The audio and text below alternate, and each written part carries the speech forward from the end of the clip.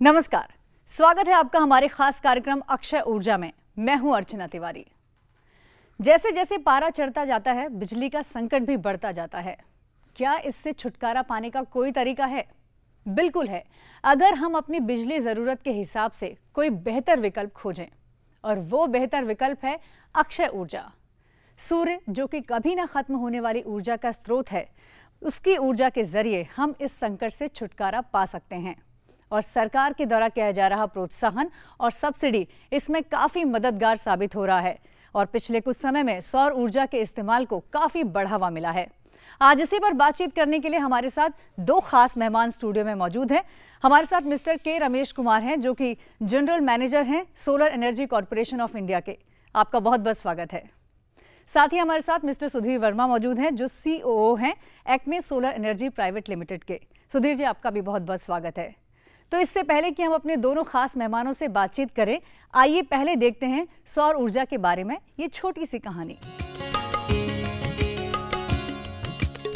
विकास की सीढ़ी दर सीढ़ी चढ़ता देश और बढ़ती जनसंख्या की आवश्यकता और आर्थिक विकास के लिए जरूरत है स्वच्छ, सस्ती और प्रभावी ऊर्जा की।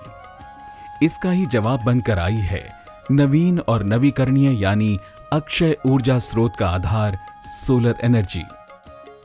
भारत में वर्ष के 300 दिन सूर्य अपनी ऊर्जा भरी किरणों को लेकर आता है। इस तरह से सौर ऊर्जा से जुड़ी परियोजना सफल होती है। इसी का अंश है सोलर पार्क यानी फोटोवोल्टेइक पावर स्टेशन। नवीन और नवीकरणीय ऊर्जा मंत्रालय सोलर पार्क के अधिकतम निर्माण की दिशा में कृत संकल्प है। माननीय प्रधानमंत्री श्री नरेंद्र मोदी ने सोलर पावर और सोलर पार्क के विकास की दिशा में विशेष आह्वान किया है। ऊर्जा मंत्रालय द्वारा विभिन्न राज्यों में सोलर पार्क्स के निर्माण के लिए आदेश दिए गए हैं। इसके लिए एक योजना तैयार की गई है, जिसके तहत कम से कम 500 मेगावाट के सोलर प्रोजेक्ट को प्रोत्साहित किया जा रहा है। रोचक मुद्दा यह है कि राज्य सरकारें इस दिशा में उत्साहित हैं। गुजरात राज्य सरकार ने इस दिशा में पहला कदम उठाते हुए अपने यहाँ सोलर पार्क परिसर बनाकर आम जन की सामान्य विद्युत आत्मनिर्भरता को कम किया है और सोलर एनर्जी का समुचित प्रयोग किया है। इसी श्रृंखला में आंध्र प्रदेश, तमिलनाडु, महाराष्ट्र आदि सरकारें भी आगे आई हैं और सोलर पार्क की स्थापना में जुड़ी। प्रभावी बात यह भी है कि केंद्र सरकार सोलर पार्क स्थापना के लिए भूमि, पक्की सड़कें, ट्रांसमिशन लाइन और जल उपलब्धता आदि को भी प्रोत्साहित करती है। नवीन और नवीकरणीय ऊर्जा मंत्रालय के अधीन कार्यरत संस्था solar energy corporation of India देश में ऊर्जा पार्क निर्माण के लिए एक माध्यम है। संस्था द्वारा सरकार से प्राप्त धन की राज्य सरकारों द्वारा की जा रही उपयोगिता को देखा जाता है। तसल्ली की जाती है कि सोलर पार्क से निर्माण से जुड़ी योजनाएं सरकार की वित्तीय सहायता के बाद समयबद्ध तरीके से सोलर पार्क का निर्माण करें। निश्चित ही सोलर पार्क की ये सफलताएं देश में अधिकतम सोलर पावर उत्पादन की दिशा में महत्वपूर्ण कदम है। आने वाले दिनों में सौर ऊर्जा से महकते ये पार्क प्रगति, विकास और उज्जवल रोशन भविष्य की नींव रखेंगे और देश जगमग हो उठेगा। तभी सही अर्थों में मेक इन इंडिया कार्यक्रम को प्रभावी योगदान होगा।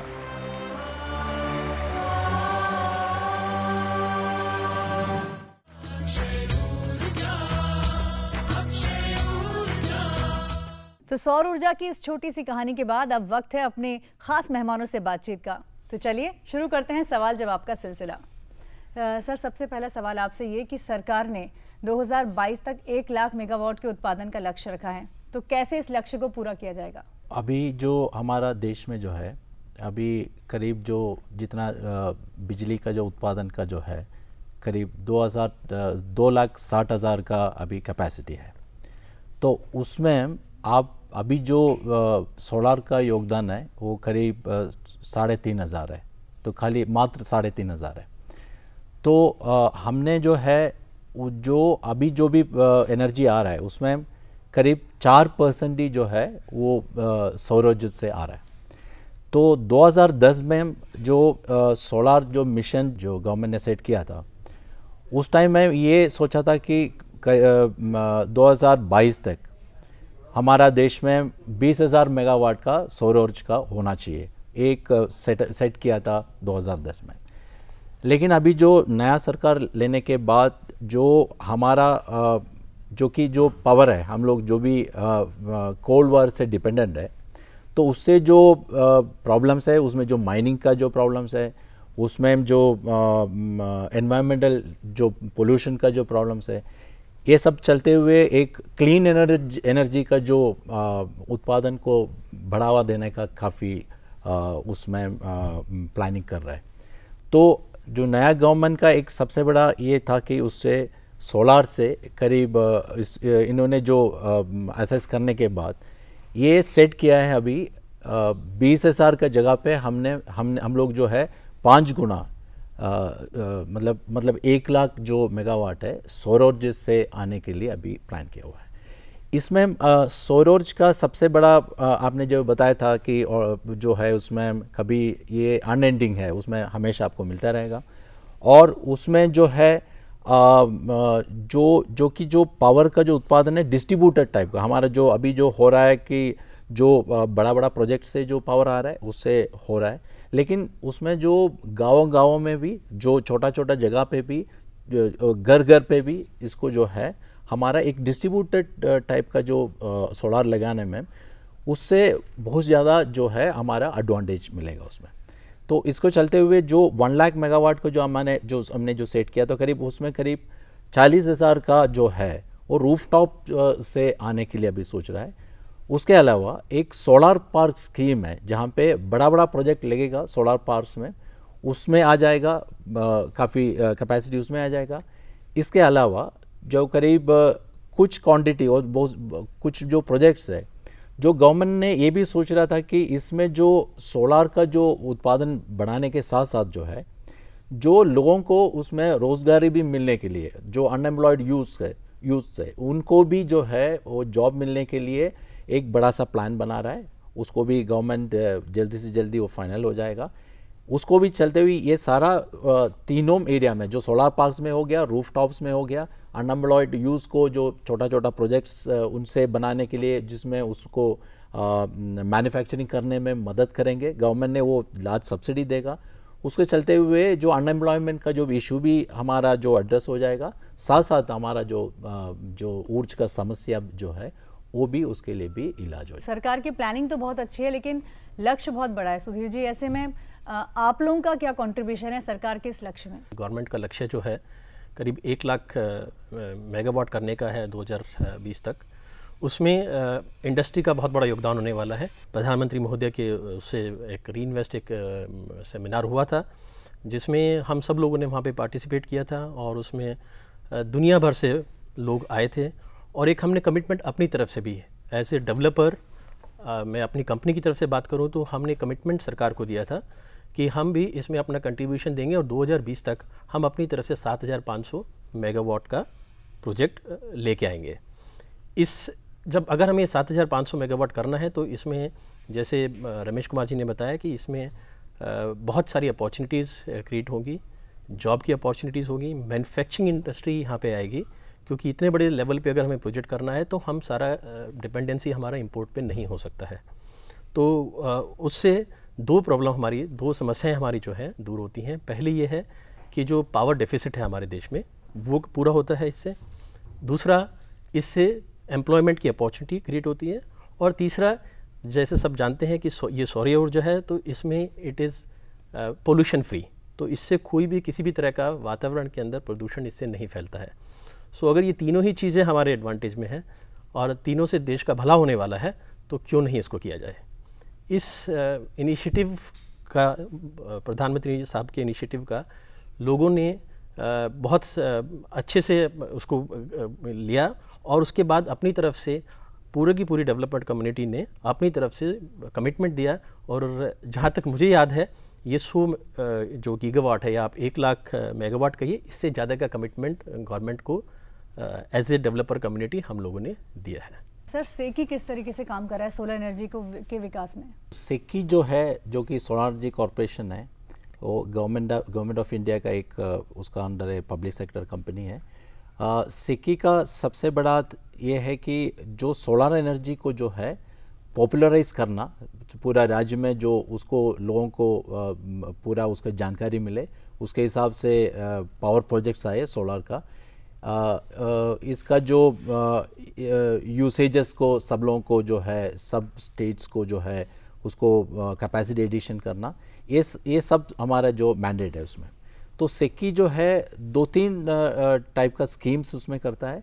एक तो ये हमारा जो है एक वायबिलिटी गैप फंडिंग जो एक स्कीम है, जहाँ पे प्रोजेक्ट कॉस्ट का कुछ जो है उसका पार्ट जो है गवर्नमेंट थ्रू सेकी जो है इन लोगों को दे देता है, ताकि जो सोलर पावर का जो कॉस्ट है वो अफोर्डेबल रेंज में आ जाए।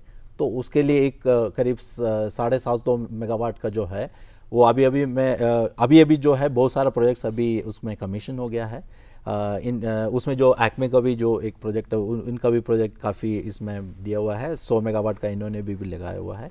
तो इस स्कीम्स में वो बहुत सारा जो स्टेटों में जो ये प्रोजेक्ट्स आ रहे हैं उससे पावर फिर बाकी स्टेटों में भी जाएगा। जहाँ जहाँ सौर ऊर्जा का जो कमी है वहाँ पे भी इस स्टेट से जहाँ पे हो रहा है वहाँ से वो पावर उसमें भी जाएगा।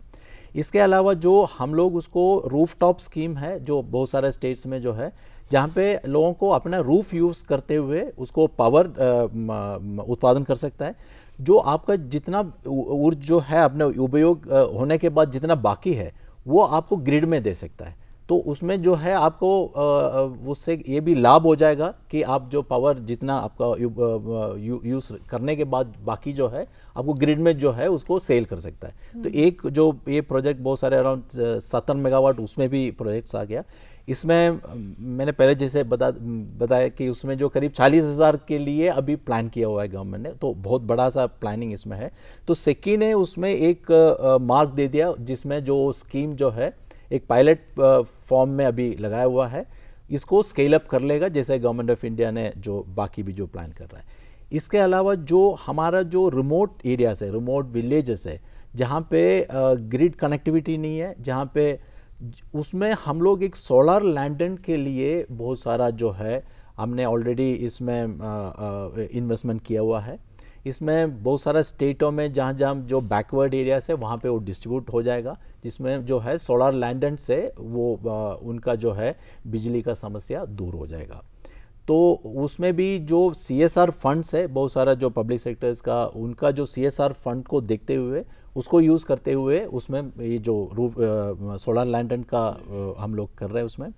इसके अलावा जो स्ट्रीट लाइटिंग में एक बहुत बड़ा सा उसको जो है एप्लीकेशन है सोलर एनर्जी का, तो बहुत सारा बैकवर्ड स्टेट्स है उसमें भी हम लोग वो सोलर स्टेट्स लगा रहे हैं। हमने अभी रिसेंटली छत्तीसगढ़ में लगाया है और भी ओडिशा में प्लान कर रहा है, बहुत सारा स्टेटों में प्लान कर रहा है।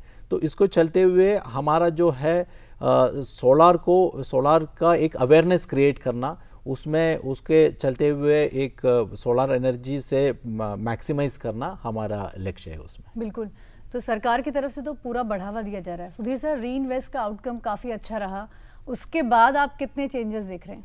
एज ए डेवलपर अगर हम बात करें तो we are able to attract good investors. लोग बाहर से आ रहे हैं, वो इसमें इन्वेस्ट करना चाहते हैं, वो चाहते हैं कि इसको बढ़ावा मिले।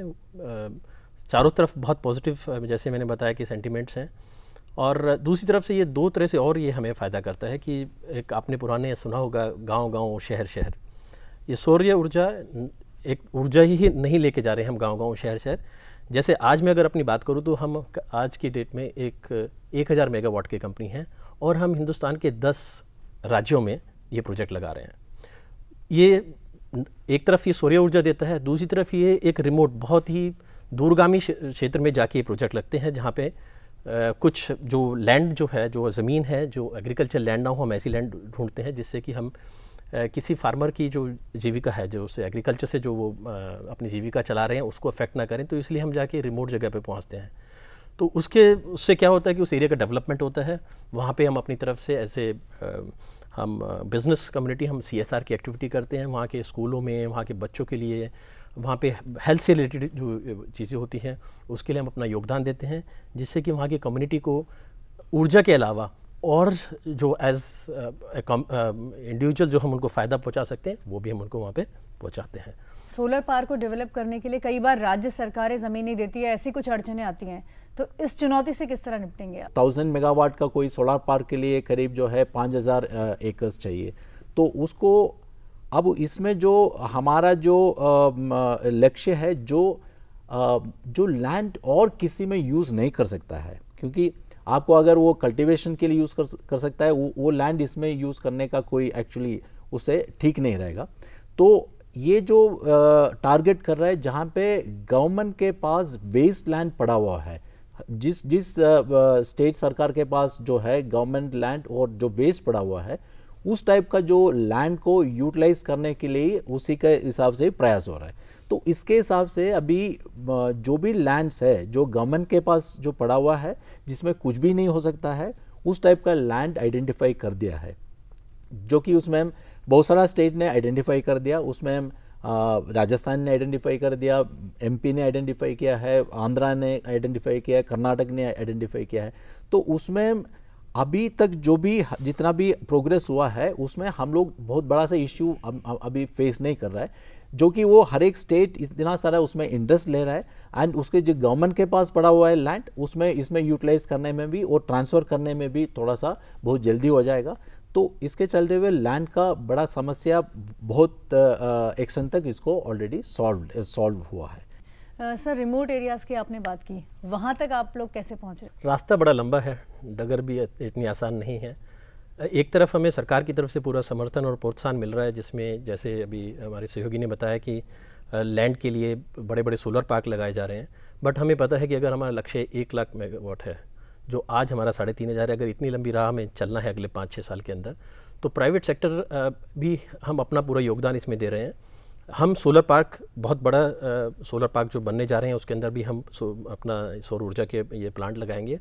उसके अलावा हम अपनी तरफ से भी प्राइवेट सेक्टर की हिसाब से हम जा रहे हैं, किसानों से और लोगों से बात कर रहे हैं। जो भी ये वेस्ट लैंड है उसमें हम नए नए तरीके ला रहे हैं कि हम किस तरह से किसानों को प्रोत्साहित करें कि वो अपनी ज़मीनें जो है हमें दें।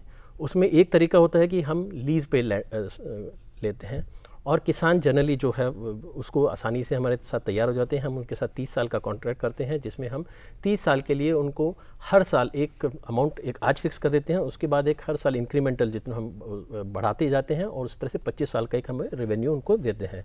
जो कि अगर आपकी एग्रीकल्चर भी वहाँ पे अगर थोड़ा बहुत कल्टीवेशन वहाँ हो रहा है, उसके जो एग्रीकल्चर प्रोड्यूस है उससे ज़्यादा हम कोशिश करते हैं कि हम किसान को दें।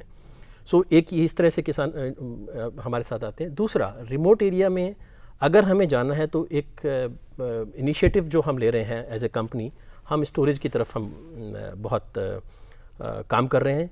हम सरकार के पास जा रहे हैं। ये हमें 2 तरह से मदद करता है। अगर आप देखिए सूर्य ऊर्जा का सबसे बड़ा एडवांटेज ये है कि जब हमारी पीक रिक्वायरमेंट होती है, जब दिन के अंदर हमें बिजली चाहिए होती है इंडस्ट्री को, घरों को, ऑफिस को, उस टाइम सूर्य ऊर्जा मिलती है। लेकिन फिर भी शाम के टाइम जब आपकी पीक रिक्वायरमेंट शाम को 7 से 8 बजे होता है, उस टाइम पे अगर हम नहीं कर पा रहे हैं तो उस टाइम हमारे पास क्या रास्ता है? हमें क्या करते हैं कि स्टोरेज, जब भी ऑफ पीक पावर है, रात को है, या तो हम उस टाइम उसको बैटरी अगर है, कुछ भी स्टोरेज सोल्यूशन है, उसको चार्ज कर लें, और जब हमारी पीक रिक्वायरमेंट आती है पावर की, उस टाइम फीड करें। इससे क्या होगा कि जो हम सौर ऊर्जा के अलावा जो दूसरी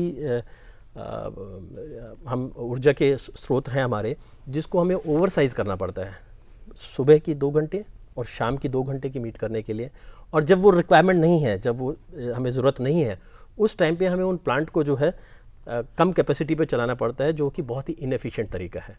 सो हम ये स्टोरेज सॉल्यूशन लेके जा रहे हैं, जो कि एक ग्रिड सबस्टेशन के लिए हो सकता है। दूसरा, हम एक और कॉन्सेप्ट पे काम कर रहे हैं कि क्यों ना हर बिल्डिंग, हर ऑफिस, हर घर एक अपने आप में सेल्फ सफिशिएंट हो जाए, कि आपकी रिक्वायरमेंट एक एक्स रिक्वायरमेंट है, 5 किलोवाट की आपकी रिक्वायरमेंट है, आप जो है एक स्टोरेज सॉल्यूशन लगाइए।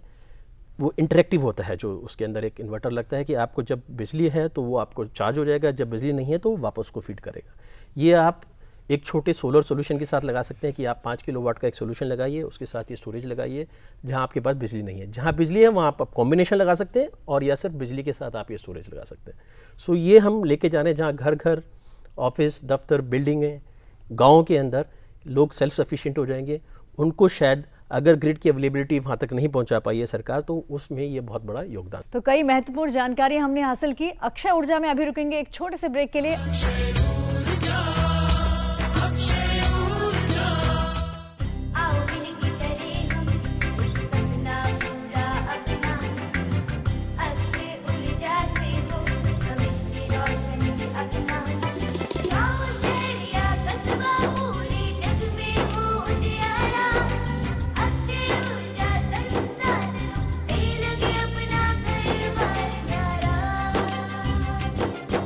अक्षय ऊर्जा को अपनाएं, देश को स्वच्छ, सुंदर और खुशहाल बनाएं।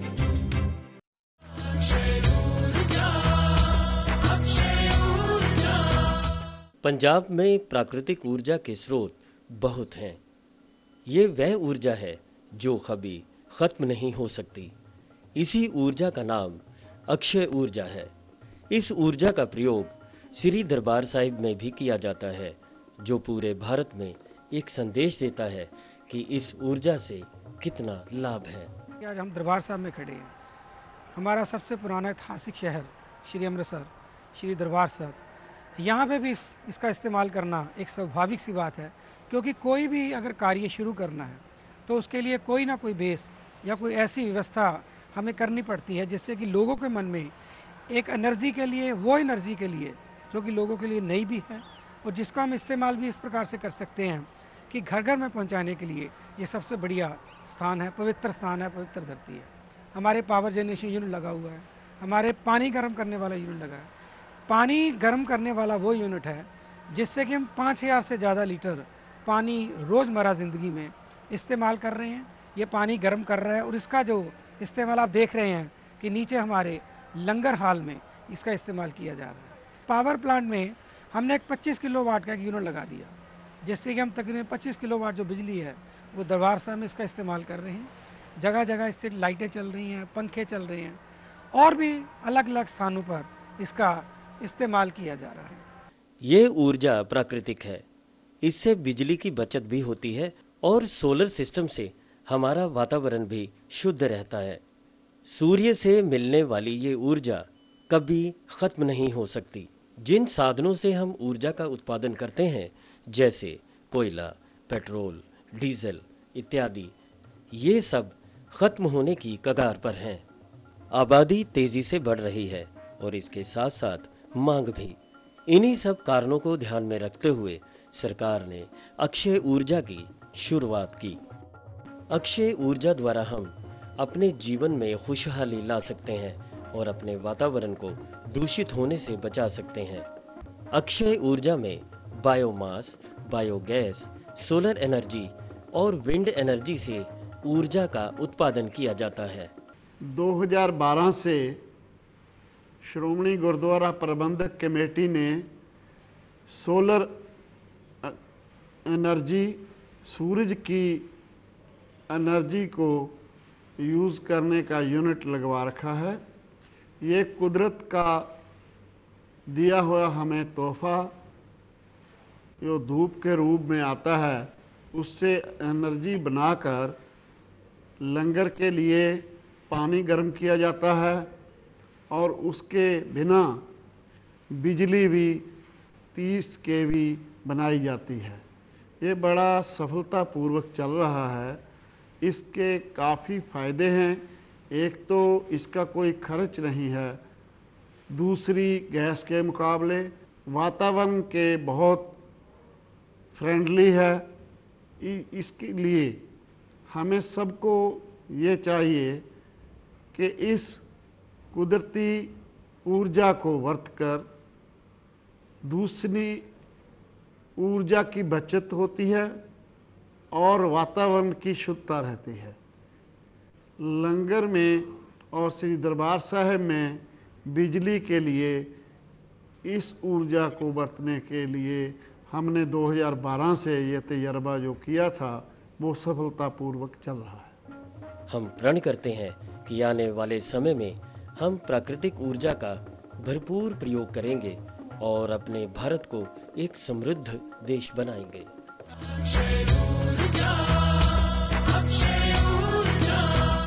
शर्मा जी का ये परिवार पड़ती बिजली के बिल की मार, ठंडे पानी से नहाकर हो जाता बीमार। पर सोलर हीटर जब से आया, गर्म पानी से नहाया, बिजली बिल घटाकर खुशियों का सीजन आया। है पूरी तरह सुरक्षित, ना पड़ता जेब पे भारी, सोलर हीटर लगवा कर शर्मा जी ने की होशियारी।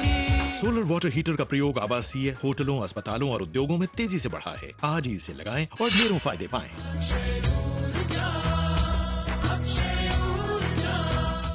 तो किस तरह सौर ऊर्जा ही भविष्य की ऊर्जा है, ये तो आप जान ही चुके हैं।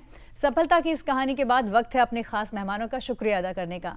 आप दोनों खास मेहमानों का बहुत बहुत धन्यवाद। काफ़ी महत्वपूर्ण जानकारियां सरकार के आगे की रणनीति, सोलर पार्क के बारे में हमने आज हासिल की। अब बारी है आपकी। आपको ये बताना होगा कि देश का सबसे बड़ा सोलर पार्क कौन से राज्य में स्थित है, और आप अपने सवाल का जवाब हमें इस पते पर भेज सकते हैं। अक्षय ऊर्जा, कमरा नंबर 622, दूरदर्शन भवन, टावर बी, कोपरनिकस मार्ग, मंडी हाउस, नई दिल्ली 110001। दोस्तों, जमाना कंप्यूटर क्रांति का है, तो आप हमें ईमेल के जरिए भी अपनी बात कह सकते हैं। आप हमें ईमेल कर सकते हैं akshayoorja.ddk@gmail.com पर। तो अक्षय ऊर्जा में आज बस इतना ही। हर सुबह शनिवार 8:30 बजे देखिए हमारा खास कार्यक्रम अक्षय ऊर्जा। नमस्कार।